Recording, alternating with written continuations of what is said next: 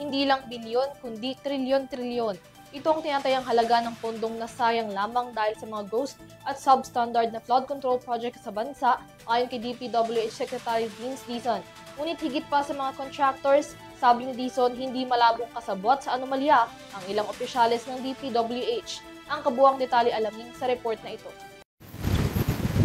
2 linggo pa lamang mula nang maitalaga bilang kalihim ng Department of Public Works and Highways si Secretary Vince Dizon. Sa loob ng panahong ito, higit 100 ghost flood control projects na raw ang nabungkal ng ahensya sa gitna ng investigasyon sa mga nasabing anomalya.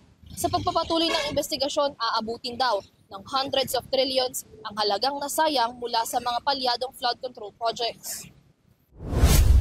Sa kanyang unang pagharap sa inquiry ng Senate Blue Ribbon Committee kaugnay ng mga nasabing anomalya, isiniwalat ni Dizon ang mga naging immediate findings ng DPWH Investigating Committee kabilang na ang kaliwat kanang ulat ng mga palyado at maanomalyang flood control projects. Offhand po, I can remember meron pong mga reports tayo na nakuha sa La Union, sa Oriental Mindoro, sa Nueva Vizcaya, sa Eastern Samar, meron din pong mga ibang mga proyekto sa Mindanao. Pasensya na po, Mr. Chairman, hindi ko maalagas sa dami, pero nakikita po natin na hindi lang po ito naka-sentro sa Bulacan lang, kundi mukha pong buong bansa po ito. Ang ilan sa mga proyektong kanilang na-inspeksyon, kung hindi substandard, hindi naman tapos o kumpleto, mga total ghost projects, mga proyektong matagal na tenga at ngayon lamang hinahabol, o kaya naman ay mga proyektong bayad na sa mga contractors kahit wala pang nasisimulan. Base aniya sa initial findings ng gumugulong na investigasyon ng DPWH, maging ng Independent Committee for Infrastructure ICI, hindi imposibleng umabot sa trilyon ang halaga ng pondo na na-wash out at naaksaya lamang dahil sa mga nasabing anomalya.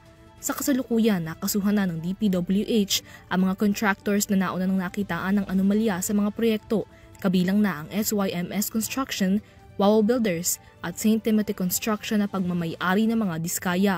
Sa mga susunod na anomalyang kanilang masisiyasat ay agad din daw nila itong kakasuhan. Ngunit bukod sa issue ng mga maanomalyang flood control projects, naging sentro ng inquiry ng Blue Ribbon Committee ang tila anomalya rin sa loob ng DPWH mismo. Tanong ng komite, paano nakalulusot sa DPWH ang poor at unsatisfactory performance ng mga contractors na nagresulta sa mga palyadong flood control projects.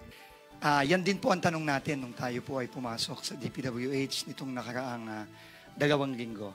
At to give you a straight answer, Mr. Chairman, tingin ko po, ito pong mga CPES na ito at iba pang mga safeguards at iba pang mga dapat gawin ng ahensya ay hindi ito. So clearly po, hindi po ginagamit itong CPES at kung ano-ano pang mga dapat ginagamit ng ahensya para i-monitor ng tama ang implementasyon ng mga proyekto. That is the straight answer po that I can give the Honorable Committee. Kung siya rin daw ang tatanungin, hindi malabong may sabuatan nga sa pagitan ng mga DPWH officials at mga contractors kaya naging posible ang korupsyon at anomalya.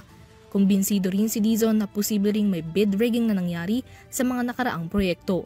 Kung babalikan, 26 na individual na ang nakasuhan ng ahensya sa nakalipas na mga araw. 20 rito ay mga opisyales ng DPWH. Mr. Chairman. Absolutely. Hindi po mangyayari ito kung wala pong kung malinis po at transparent ang proseso ng procurement at either the district levels or the regional levels. Para sa EuroTV News, Mia Layagin, sumasaludo sa bawat Pilipino.